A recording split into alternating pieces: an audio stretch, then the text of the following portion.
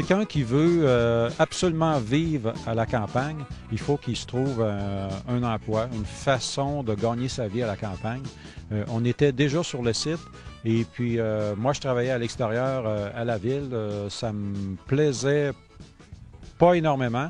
Et puis sur le site ici, vous allez voir, on est dans les Appalaches, on est en montagne. On avait déjà des chevaux. Donc, on a imaginé qu'on pourrait possiblement gagner notre vie à la ferme de cette façon-là.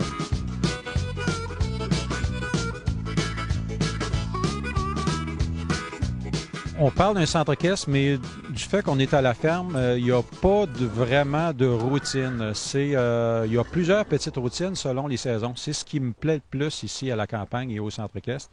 Quand on est en période forte d'équitation, ça roule très fort. Mais ça finit par se terminer à l'automne. À l'automne, il y a d'autres travaux qui arrivent. La même chose pour l'hiver. Et au printemps, on a une érablière, une cabane à sucre. Donc, pas de routine.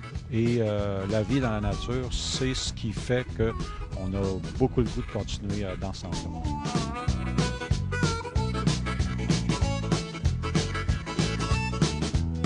À notre connaissance, le cheval canadien a des caractéristiques. Il y a un potentiel très diversifié. On peut faire de l'attelage, de la selle, de la randonnée.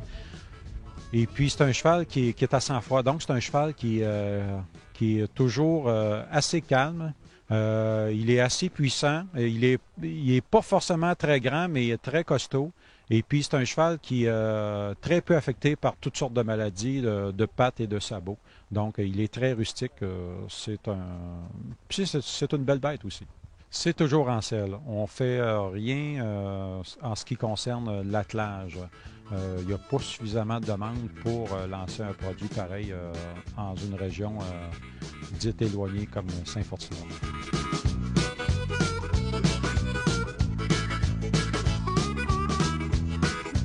On est ouvert à l'année.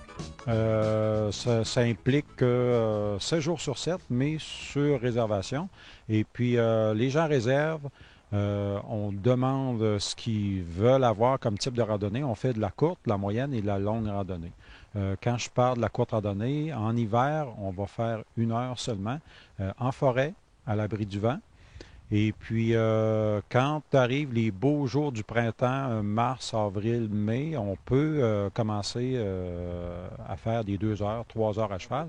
Puis aussitôt que toute la neige est partie, on peut se lancer dans les journées complètes avec dîner inclus, hébergement. Et ensuite, il y a les 2 jours à cheval qui sont très populaires durant l'été et les fins de semaine d'automne. Et on peut faire jusqu'à 3, 4 et 5 jours à cheval. Depuis 4 ou 5 ans, on a recommencé à offrir des camps de vacances pour jeunes filles de 12 à 15 ans. C'est des 5 jours complets, hébergement, repas, tout inclus, des journées complètes d'équitation en forêt. Les jeunes filles sont très heureuses de vivre un 5 jours à cheval. Et en plus, ils peuvent profiter d'une baignade avec le cheval à la toute fin de la journée.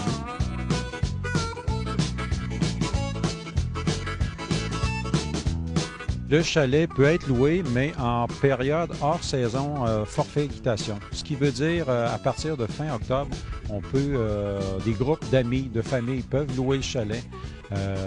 Comme je disais, à partir de fin octobre, tout ça, tout le long de l'hiver, jusqu'au mois de juin à peu près, où redémarrent les longues randonnées.